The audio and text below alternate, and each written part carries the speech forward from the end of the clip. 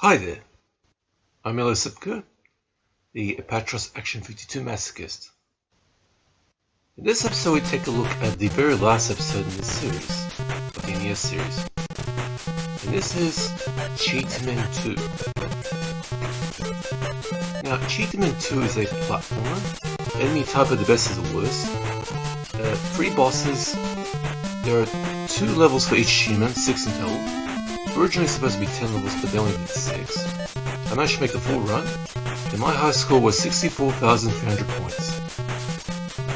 Right after producing the original NES multicolor of Action 52, Vince Perry and his dev squad were already working on various follow-ups, which included a port of Action 52 to both the Super Nintendo, or SNES, or SNES, whichever you prefer, and Sega Genesis.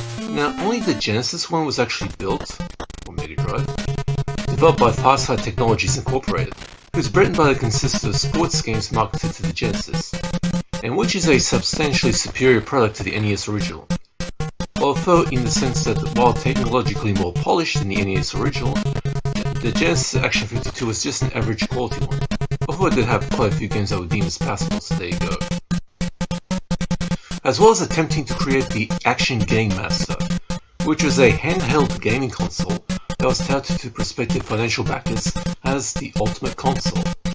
Said to be capable of doing everything from playing every 8-bit and 16-bit cartridge, from various actual consoles, to even allowing the user to watch television.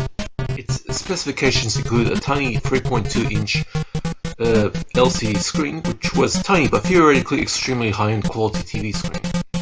It could even basically have a CD player as well, through the use of the interlocking modules that you could swap out. Now, this ungainly monster of a handheld console was never actually built due to the prospective backers refusing to go along with the idea, but it gave an insight into how big Vince Perry was prepared to go.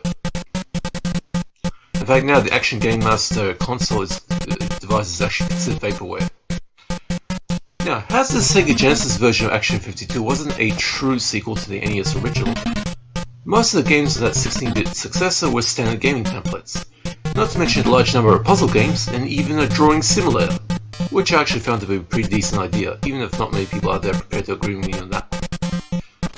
The rare few actual remakes of the NES version's games, including a 16-bit rejig of the Cheetahmen, all turned out to be utter garbage, and amongst the worst games on that Sega Genesis multicart.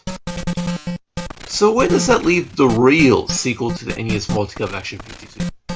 Well, if you happen to be Cheetahmen 2, a standalone platformer that was the only true in spirit sequel to the infamous last game on the NES multicolor of Action 52, your story starts with being subject to an extremely small production run of prototypes, around 1500 units built, all using the infamous transparent cartridge case that the NES Action 52 used, and which themselves gaining a reputation for emitting a burning smell if you played multicolor for too long, while only still a prototype and never finished, to the urban legend of all those unsold prototypes being dumped to a warehouse that was then broken into, and then in the aftermath the carts were found and eventually were all sold on the black market and online shopping.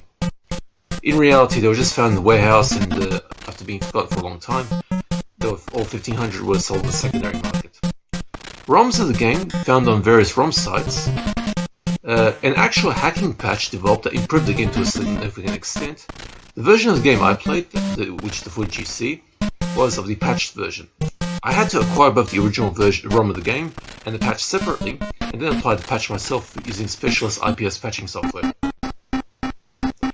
And even something of the minor scandal involving a certain legendary YouTuber gaming critic comedian, whose videos are almost worthless in terms of actual gaming analysis, but otherwise good for a laugh, and is perceived association with an attempted scam to produce physical cartridges of the improved version by crowdsourcing the funds for it. Although that scandal is largely abated by now, although the already shaky reputation of that YouTuber has attained more shade due to this, but I digress. Anywho, Cheetahmen 2, long considered the unholy grail of gaming, is in its unfinished original prototype state almost unplayable due to the graphics, which are rougher than shark testicles, in addition to the last 2 levels being unable to be accessed due to a faulty code level exit flag on the 4th level. As for the patch that improves the game, that is something of a godsend for 8-bit gaming masochists, as the game then becomes a relentless 6-level quest by a trio of mutant humanoid cheetah brothers to defeat their former adopted father / mad scientist Dr. Morbus and his henchmen, including his latest creation, the 8-Man, as well as his cyborg assistant, Cygor. Now, the game layout, playable characters, and bosses are as follows. For the first 2 levels, you play Apollo, the usual worsted achievement to play. And Apollo's accuracy of the crossbow is still extremely tricky due to the very small area effect of the bolts, leaving the player having to hit enemies by jumping to line the bolts to hit them. The problem with that tactic being that most of the enemies are simply not able to be targeted properly, as the ground enemies are simply below the range of the crossbow, and the flying enemies, which can be engaged effectively by jumping up and firing, are almost always escorted by ground enemies, which results in having to find a way to dodge a ground enemy and destroy the flying enemy without losing a hit point.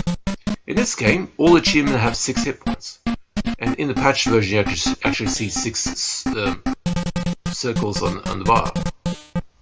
In the original version they just look like just unfinished pixels, which is substantially better than the first game where they only had about 3 or 4 hit points tops. Aggressive use of save states is essential here. Now for the first boss, Dr. Morbus. The first boss to defeat, Dr. Morbus appears at the end of level 2, and what you have to do is wait near the middle of the screen, jump over Morbus, then immediately shoot crossbow bolts into his back until he vanishes off the screen. Rinse and repeat until he's dead and you move on to the next achievement. Morbus is by far the hardest boss in the game. Now for levels 3 and 4, you play Hercules, the big beefy bastard who proved easy to kill worse in the original game. Here he's much better. This time around, Hercules can throw a punch without losing any health. So the aim of these 2 levels is simply to charge ahead, time your punches accurately, and you'll be okay, making sure to keep using save states to checkpoint every 5 spell meters. Now for boss number 2, the 8-Man, well he's easier than Dr. Morbus. The 8-Man will slowly start approaching you. Simply wait at the far left, wait for him to reach you, then go full Mike Tyson on his ass. You will lose some health, but if you're being careful and have a decent amount, it shouldn't be too difficult to reach this point with at least 4 hit points in the bar. You'll fuck that monkey up before it fucks you up. Speaking of which, I suggest getting behind the 8-Man, then attacking him if you want to see something truly wickedly funny. Now for the last 2 levels, Ares, who's actually the best and easiest achievement to play, on account of his very effective martial arts style, using his clubs and tail to cover all attacks back in front of him. It's the final achievement to play, and the last 2 levels, which on the original version are extremely rare to access, almost always you can't access them. On the patched version, you can, well, it'll work, or for a rare glitch on the original version. Now those 2 final levels are actually reused from the original game. Level 5 here is actually the same beat for Ares as that was original level 2 in the first game, and Ares played that one. Only this time there is no boss battle at the end of this level, only level 6, which is in turn a rejigged level 3 from the original game, which was previously played by Hercules. This time out, that level has different enemies, and eventually once you reach the end, you fight against Cygor, which proves the easiest one to beat. This time, there is a safe zone for Ares to stay in without fear of getting hurt. Cygor patrols back and forth across the screen, but never gets past the leftmost edge of the bottom middle column. You just need to creep forward until you're just within range of that borderline, then simply attack when Cygor reaches you. Once you beat the game, you get a sultry game over screen, but back to the intro screen and the game restarts from the beginning. What, no end cutscene? Fuck. Cheetahmen 2 is not the awful game you might have been expecting if you were to play it with the patch successfully applied. Without the patch, it's a janky as fuck, borderline unplayable mess of bad pixel work and awful physics. But once the patch is applied, it becomes surprisingly enjoyable to play, provided you use my recommended tactic of aggressive safe staying for checkpoint purposes. The Apollo levels are harder than Terminator's ballsack, but once you're done with Apollo, Hercules and Ares prove really easy, although it still isn't a total cakewalk. My verdict is only going to apply to the patched version, as I technically consider that to be the finished proper version of the game. The first 2 levels are almost tough enough to be considered Nintendo hard, but the first 4 successful levels are so easy to provide the majority of the game's entertainment factor. This is honestly a pretty decent game, provided patch it up, of course. I legitimately had fun with it. So my grade for Cheetahmen 2 is a B. 6 out of 10, it's solid. Again, that applies only to the patched version. Okay. Hope you guys enjoy that.